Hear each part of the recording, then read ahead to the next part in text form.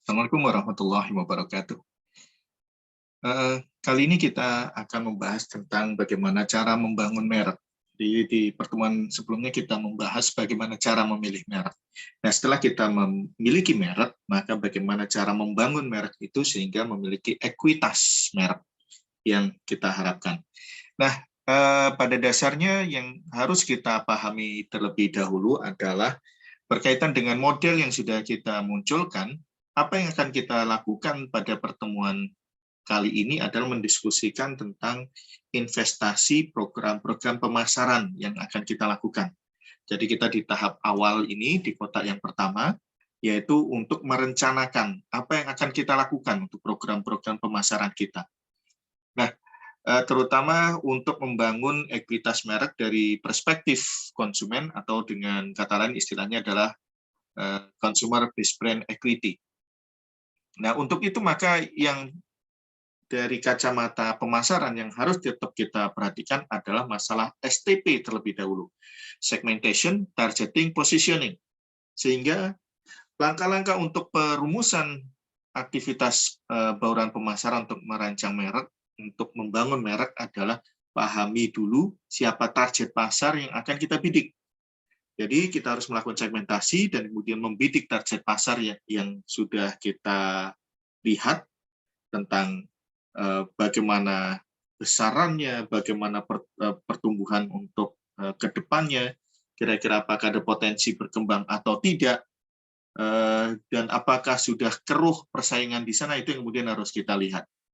Jadi kita harus pahami siapa target kita. Dari target tersebut, maka kemudian kita harus lihat siapa pesaing yang melayani pasar yang sama.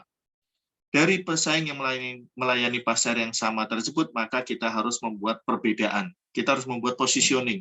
Apa yang bisa menjadikan diri kita berbeda dibanding pesaing kita dalam melayani target pasar yang sama.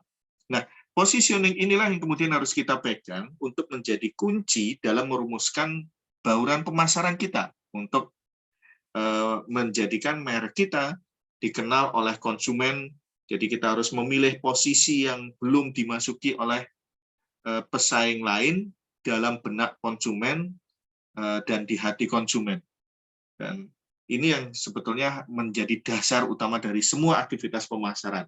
Mulai dari STP dan kemudian positioning apa yang akan kita munculkan, itu akan menjadi basic bagi kita untuk merumuskan bauran pemasaran. Nah, dengan demikian maka ketika kita merumuskan produk, maka harus sesuai dengan target pasar kita, harus kemudian berbeda dengan target pasar kita di dalam persepsi konsumen. Demikian juga dalam merumuskan harga, merumuskan aktivitas komunikasi, dan untuk merumuskan channel distribution kita. Ini banyak inovasi-inovasi yang bisa kita lakukan, baik dari produk, price, promotion, place. Nah, memahami bagaimana kita membuat inovasi yang menjadikan konsumen menaruh perhatian kepada diri kita, kemudian menempatkan merek dari produk kita di benak konsumen, itu menjadi tantangan.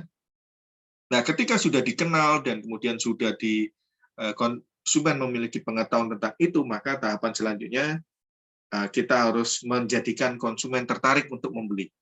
Jadi tahap pertama mengkomunikasikan adalah to inform, agar konsumen tahu bahwa merek kita hadir, merek kita eksis, kemudian mempersuasi konsumen agar mereka membeli produk kita, dan kemudian meyakinkan konsumen bahwa mereka harus tetap membeli produk kita. Jadi ini adalah tantangan kita untuk membangun merek ke depan.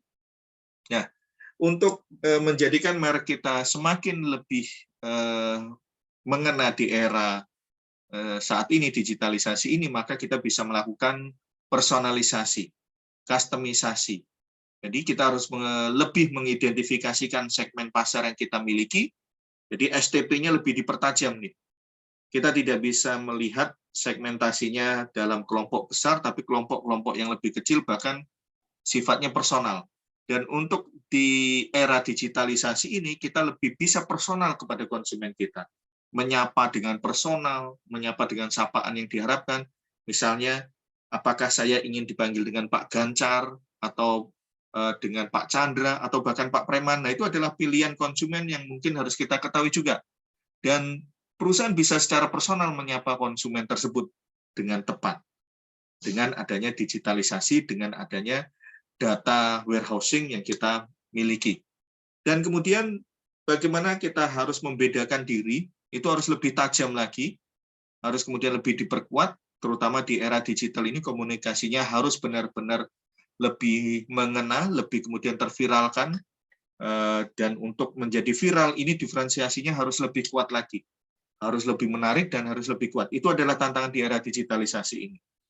Dan setelah itu maka kita harus memiliki aktivitas untuk berusaha membangun hubungan baik dengan customer. Jadi customer relationship marketing itu kemudian harus lebih ditingkatkan lagi agar kita bisa memberikan bagaimana produk bisa lebih personal, komunikasi bisa lebih personal, dan kemudian aktivitas untuk membangun intimasi dengan konsumen juga lebih personal. Nah, jadi demikian apa yang bisa kita diskusikan pada kesempatan kali ini. Maka intinya adalah dalam merumuskan bauran pemasaran kita harus memahami siapa konsumen kita.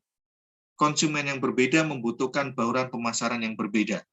Maka pahami siapa mereka terlebih dahulu, dan pahami juga siapa pesaing yang melayani konsumen yang sama. Untuk itu maka kita harus membedakan diri kita dibanding pesaing yang lain. Itu adalah tantangan kita di era digital ini. Semoga bermanfaat. Barakallah, sampai ketemu lagi dalam pertemuan yang berikutnya.